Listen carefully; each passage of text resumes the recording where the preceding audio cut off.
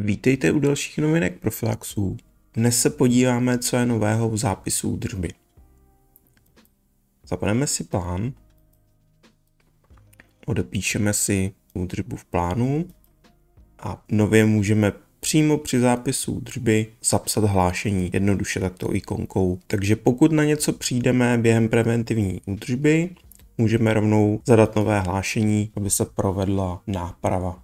Vybereme typ hlášení jako normální potřeba opravy a zapíšeme, na co jsme přišli. Například netěsní filtru, třeba přetěsnit.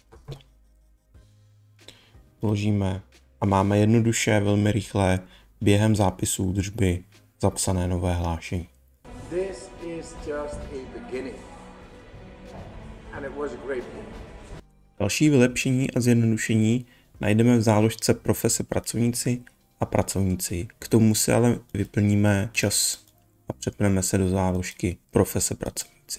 Zde máme vyplněného jednoho pracovníka, můžeme sem přidat ještě někoho, kdo mu pomáhal.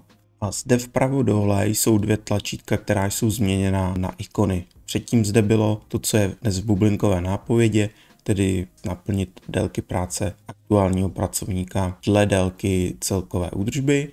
A druhé tlačítko naplní čas všem pracovníkům, kteří jsou zde v seznamu. Klikneme na uživatele, kterého chceme doplnit, dáme to první tlačítko, na dotaz dáme ano a máme vyplněný čas od do i u toho pracovníka. Přebereme se tedy zpátky do záložky hlavní a zde již pravděpodobně tuto ikonu znáte, je to naplnit mne jako pracovníka, to znamená přihlášeného uživatele do Profilaxu.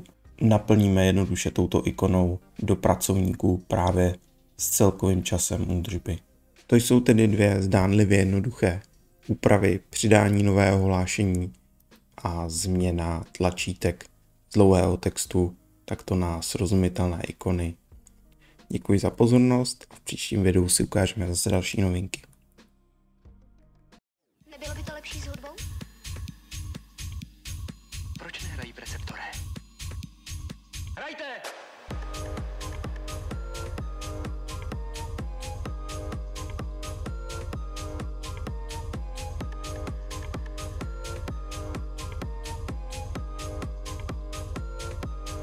Je to malá holka.